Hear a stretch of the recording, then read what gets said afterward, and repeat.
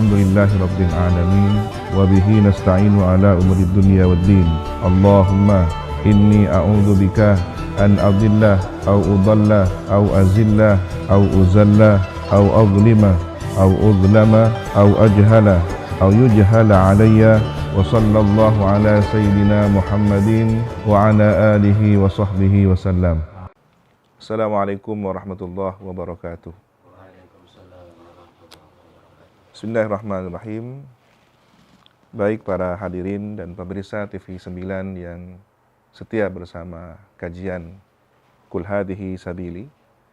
Hari ini kita melanjutkan rangkaian pembahasan sebelumnya, di mana bahwa kita setelah menguatkan keimanan dengan pondasi La ilaha illallah Muhammadur Rasulullah, seperti konstruksi pondasi yang cukup baik kualitas bahannya. Di situ ada makna penekanan tentang mata rantai keimanan.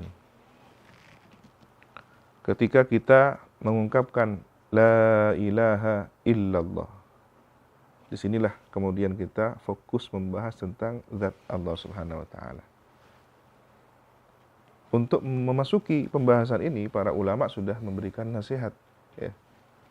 Kullu ma khatara fi balik fahuwa halik fallahu siwa dhalik. Setiap yang terlintas dalam hati atau pikiran seseorang, fahuwa halik, maka semua itu yang menggambarkan tentang zat Allah, lintasan pikiran hati yang berupaya menggambarkan hakikat zat Allah, halik, menjadi penyebab kecelakaan. Kalau kita memaksakan menggunakan alat nalar kita yang bernama otak dengan kapasitasnya yang rendah untuk memahami zat yang maha sempurna, yang kekuasaannya jauh melampaui lapisan semesta ini, langit di atas langit, 7 langit, kemudian ada Al-Kursi, kemudian ada Al-Arsh. Berbicara tentang semesta luas saja, akal kita sudah mulai tak mampu menembusnya. Bagaimana dengan Sang Maha Pencipta? Ini tentunya perlu ada satu komitmen bersama. Pernah juga digambarkan bahwa ada seseorang yang mencoba untuk melakukan upaya ini lalu dia tidak kuat. Pada akhirnya dia menjadi seorang yang zindik. Ya. Di sini makna fahuwa halik adalah cerapan batasan akal yang tidak mampu menembus hakikat Allah Subhanahu wa Ta'ala. Jangan dipaksakan. Kalau tidak, maka halik menjadi seorang zindik. Bagaimana ketika kita mengalami proses batin semacam itu? Ada banyak pertanyaan-pertanyaan batin yang mungkin membuat kita ragu atau bimbang dan semacamnya. Pastikan kullu ma khatara fi balik fahuwa halik fallahu siwa dzalik. Apapun yang terlintas di benak kita, pikiran kita, yang mencoba berani menggambarkan hakikat Allah, maka Allah Subhanahu wa Ta'ala bukan itu semua. Kenapa? Karena kapasitas kita tidak mampu. Seperti mesin, seperti memori pada alat komunikasi kita. Ketika sudah di luar batas ambang kapasitasnya, maka yang terjadi adalah kerusakan. Begitu dengan otak kita. Bahwa manusia ini hanya mampu melihat fisik, melihat, merasakan, mencicipi, mengindra, mencium. Ada panca indera. Logika kita hanya mampu menalar pada batas-batas tertentu. Bahkan ruh kita hanya pada batas ambang arsy. Di luar itu sudah tidak mampu menembus hakikat kebenaran semesta ini, wujud Allah Subhanahu wa Ta'ala. Maka jangan sekali-kali kita memaksakan diri kalau tidak ingin celaka.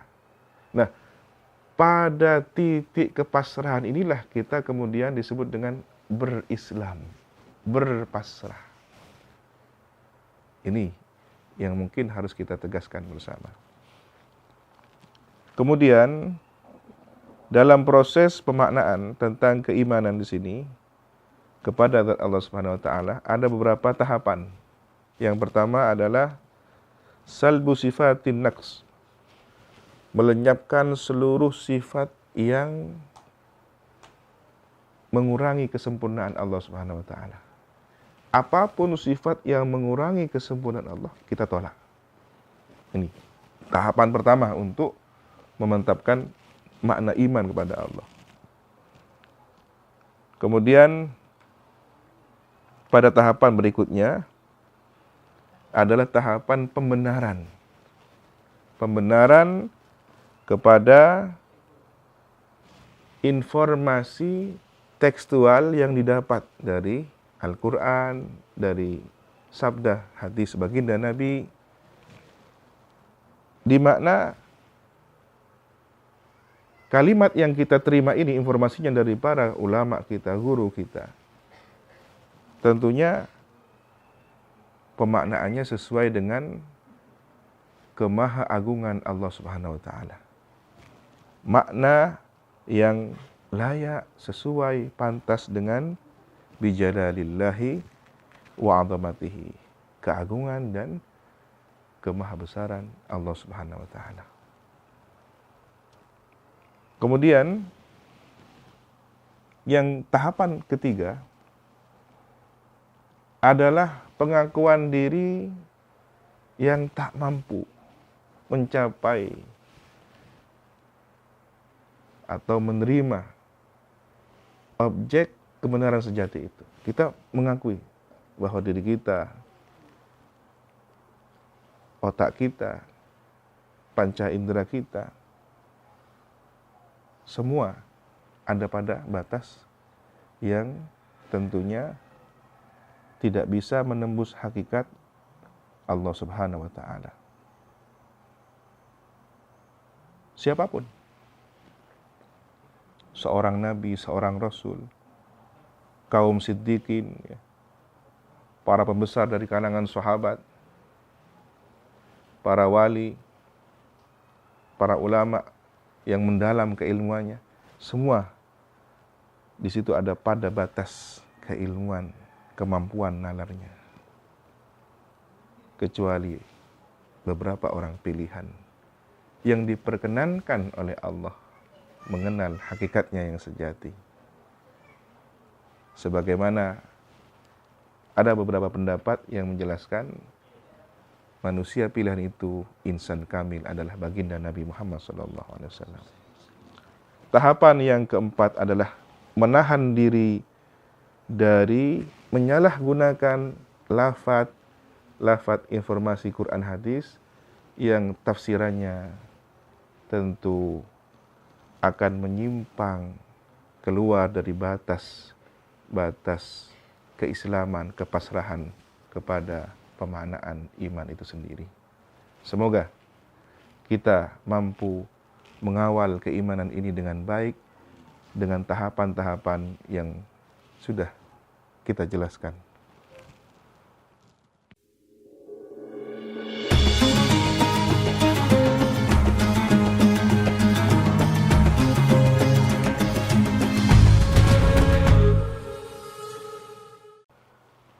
Mata rantai keimanan berikutnya adalah iman kepada para malaikat. Kita mungkin sudah sejak kanak-kanak dikenalkan antu'mina bi malaikatih, beriman kepada para malaikat. Tetapi bagaimana kita belajar mengimaninya? Proses berfikirnya bagaimana kita? Oleh Abu Ya Sayyid Muhammad Al-Maliki dalam kitab Qul Hadi Sabili, kita dibimbing oleh beliau bagaimana cara yang baik beriman kepada para malaikat Allah.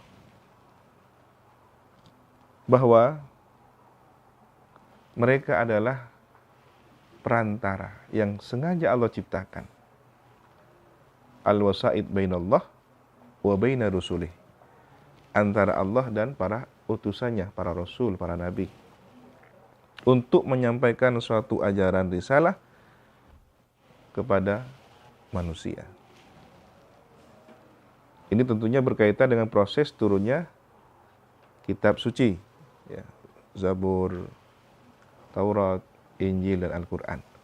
Maka iman kepada para malaikat diletakkan pada urutan kedua setelah iman kepada Allah Subhanahu wa taala.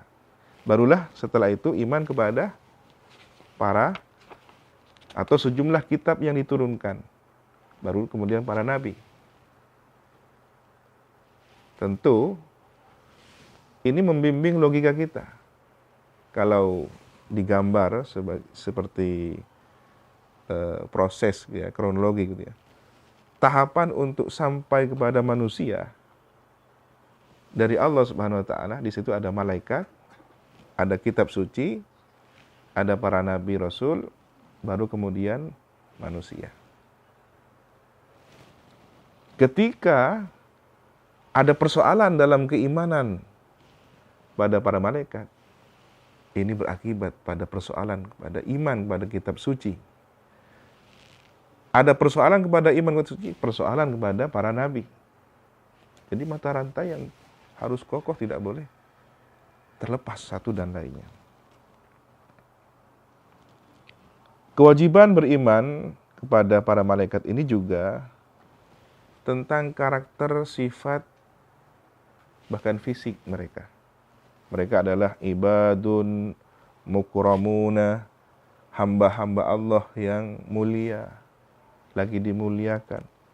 Maksumuna anil maksiyati, terjaga dari perbuatan durhaka. Jadi tidak ada malaikat berbantah-bantahan kepada Allah. Ya. Bagaimana dengan proses dialog penciptaan Nabi Adam? Itu bukan berbantah-bantahan, tapi sebuah diskusi yang Allah ajarkan. Disinilah kemudian kita harus berhati-hati. Kadang ada beberapa cerita Israiliyat, dongeng-dongeng yang menceritakan malaikat mungkin berani mendebat Allah. Malaikat kemudian melakukan perbuatan maksiat. Sama sekali cerita Israiliyat ini yang bertentangan dengan kaidah bertauhid harus kita nolkan dalam keimanan kita. Harus kita kosongkan dalam berpikir kita tentang beriman kepada malaikat Allah ini. Wa ma ya'lamu junuda rabbika illahu. Yang mengetahui secara pasti jumlah bilangan mereka, tidak ada yang maha mengetahui kecuali Allah Subhanahu wa taala. Memang ada beberapa penjelasan seperti dalam kitab hadis Sahih Muslim tentang Isra baginda Nabi Muhammad SAW. Fa'idha ana bi Ibrahim. Kemudian tiba-tiba aku berjumpa Nabi Ibrahim. Ini di langit yang ketujuh. Musnidan dhahrahu ilal baitil ma'mur, bersandar ke Baitul Ma'mur, kiblat para malaikat di langit ketujuh, yang dalam beberapa penjelasan diyakini lurus vertikal dengan posisi Ka'bah di bumi. Kalau di bumi ada kiblat manusia bernama Baitullah, Ka'bah musyarrafah, maka di langit ketujuh ada kiblatnya malaikat dan seluruh penghuni langit bernama Baitul Ma'mur. Fa'idha huwa yadkhuluhu kulla yaumin sab'una alfa malak. Maka beliau, baginda Nabi, menyaksikan bahwa yang masuk ke Baitul Ma'mur setiap hari adalah 70.000 malaikat. Bayangkan seperti apa 70.000 malaikat dengan bentuk fisik mereka yang beragam. Ya, malaikat Jibril saja bisa menutupi ufuk, ya, horizon pandangan mata kita. Cakrawala di arah timur itu ketika kita menatap, itu terpenuhi oleh sosok malaikat, satu malaikat sebesar itu. Dan ini 70.000 yang ketika mereka masuk ke Baitul Ma'mur tidak kembali lagi.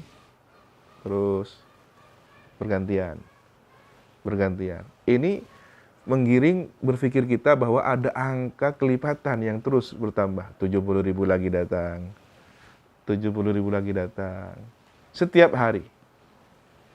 Kalau kemudian usianya semesta ini sudah ribuan, berapa kali? 70.000 malaikat.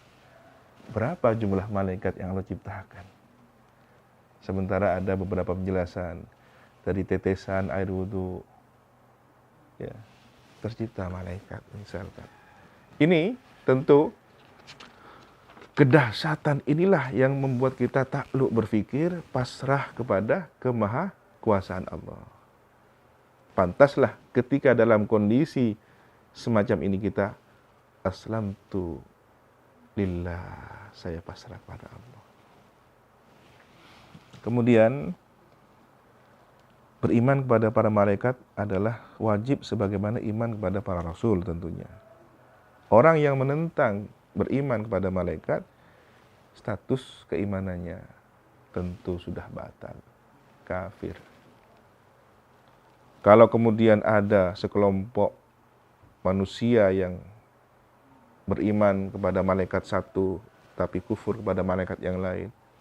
Saya beriman kepada malaikat rahmat, tapi kalau kepada malaikat adab saya tidak beriman. Maka di sini tentu membatalkan kesempurnaan imannya.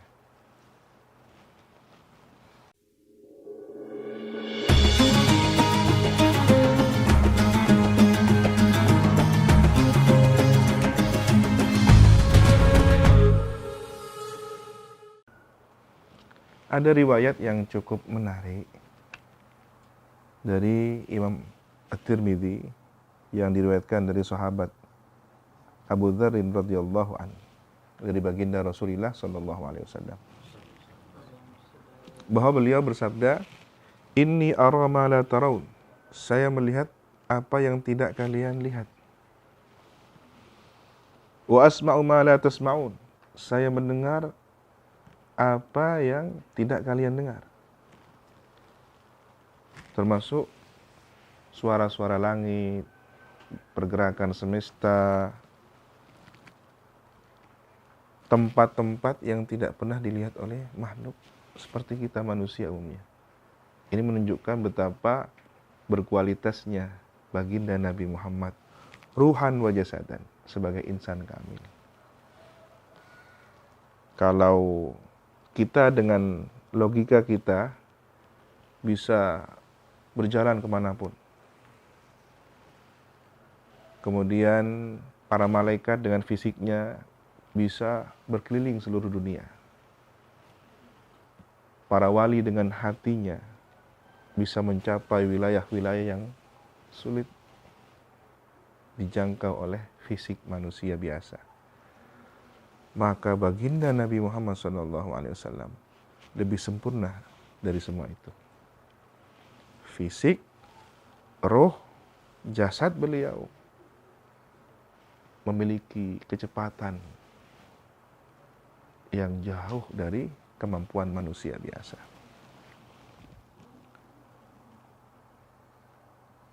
Bahkan beliau menjelaskan tidak ada satupun tempat di muka bumi ini kecuali di situ ada malaikat meletakkan keningnya bersujud pada Allah Subhanahu wa taala. Ya, baik, silakan, mungkin ada pertanyaan. Ada pertanyaan, Kiai. Ini ada informasi bahwa ada malaikat gunung, malaikat atas, malaikat bawah. Terus bagaimana kaitannya dengan malaikat-malaikat yang harus kita imani? Benar, memang ada beberapa malaikat yang diberi tugas khusus. Ada malaikat yang dipasrahi untuk mengatur bumi. Ada malaikat yang dipasrahi mengatur gunung. Ini informasinya hadis sahih, ya. Nabi pernah berdialog dengan sejumlah malaikat. Ada malaikat hujan yang ditanya tentang ilmu hujan, detail, berapa tetes di tempat mana, di detik keberapa, berapa kubik air yang jatuh, lengkap semua. Kemudian ada malaikat yang dipasrahi mengatur, mengelola bintang-bintang. Berarti kalau bintang itu adalah matahari di setiap gugusannya. Kemudian ada yang secara khusus malaikat diberi tugas menyampaikan sholawat kepada baginda Nabi Muhammad SAW. Siapa yang bersolawat kepada Nabi, maka disampaikan oleh malaikat ini, ya Rasulullah, fulan bin fulan telah bersolawat kepada engkau, fulanah binti fulan telah bersolawat kepada engkau. Begitu tugasnya.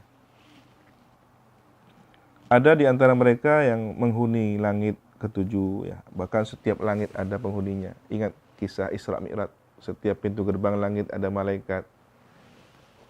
Dan setiap malaikat bertugas membukakan pintu. Ada juga malaikat penjaga surga, malaikat penjaga neraka, malaikat yang memikul arsy, malaikat yang ditugaskan untuk menjaga awan, hujan, sebagaimana tadi saya sebutkan, ya. Sampai malaikat yang ditugaskan meletakkan ruh ke dalam rahim, ke dalam janin. Itu masing-masing ada tugasnya semua. Tidak hanya di situ. Tumbuhan yang proses dari biji, tunas, ini bekerjanya didampingi oleh malaikat. Luar biasa. Jadi energi semesta ini sebenarnya malaikat. Kemudian secara keseluruhan ada malaikat yang juga namanya malaikat hafadzah, penjaga amal, mendampingi manusia. Ada malaikat yang memakmurkan semesta, tugasnya hanya berzikir, bertasbih sejak diciptakan hingga akhir kehidupan ini. Jadi ruang semesta ini penuh dengan malaikat. Tidak ada sejengkal pun ruang tempat di alam semesta ini kecuali di situ ada malaikatnya. Lalu siapakah malaikat? Bagaimana hayatu, bentuk mereka, fisik mereka? Ulama muhakkikun, ulama yang cukup detail dalam kajian ini memberikan penjelasan yang saya yakin ini sesuatu yang menakjubkan untuk kita renungkan bersama. Qala al-muhakkikun wa laysa ma yatamathaluna bihi min hadhihi suwar ainu haqaiqihim. Jadi apa yang kita bahas ini belum mencapai pada hakikat mereka sebenarnya. Seperti apa yang kita bayangkan. Perumpamaan-perumpamaan, ya. Ada yang seperti manusia, ada yang kemudian dalam wujud aslinya, ada yang hanya lintasan cahaya. Itu belum sepenuhnya menunjukkan hakikat malaikat. Baginda Nabi Muhammad melihat secara langsung hakikat malaikat Jibril 2 kali. Awal turunnya Al-Quran, Iqra' bismi rabbikal ladzi khalaq, ya. Melihat di ufuk. Kemudian di ufuk al-a'la ketika Isra Mi'raj. Dan wujudnya luar biasa. Nah, karakter asal bentuk malaikat ini adalah roh yang sangat lembut. Arwahun latifah, begitu para ulama mendefinisikannya. Yang bisa mampu menembus sampai ke hati. Bayangkan tugasnya. Jadi hampir tidak ada ruang batas yang menghalangi tugas mereka semua. Mengikuti aliran darah. Dan lembut. Tidak seperti setan yang juga bisa masuk mengikuti aliran darah. Terasa. Yang ini dingin, lembut, damai. Sementara yang itu panas, gelisah, emosional, dan angkara murka. Bahkan bisa menembus tempat-tempat tertinggi di semesta ini. Ini luar biasa. Mereka bisa melihat kita, kita tidak bisa melihat mereka. Walau ja'alnahu malakan la ja'alnahu rajula. Ayat ini menceritakan bantahan orang-orang kafir. Kenapa para nabi, para rasul kok tidak diutus malaikat saja agar kita bisa mengikuti? Mereka kalau nabinya manusia, ini manusia, ini kan ke pasar juga, ini buang hajat dan semacamnya. Ada merendahkan kepada sosok para nabi. Tapi dibantah oleh Allah. Andaikan Allah mengutus nabi rasul itu dari kalangan malaikat, pasti fisiknya juga seperti manusia. Nah, ini menunjukkan bahwa malaikat dalam bentuk aslinya tidak mampu diobjek oleh panca indera kita. Harus dalam bentuk manusia juga. Materinya berbeda. Subhanallah. Inilah keimanan kita dalam mata rantai iman kepada para malaikat. Masih ada beberapa ruang-ruang logika yang tidak kita capai. Ini baru malaikat. Bagaimana dengan pencipta malaikat? Radina billahi rabba wa bil islami dina wa bi Muhammadin nabiyya wa rasulah. Inilah kepasrahan totalitas. Semoga semakin hari iman kita semakin kuat dan kokoh. Wassalamualaikum warahmatullahi wabarakatuh.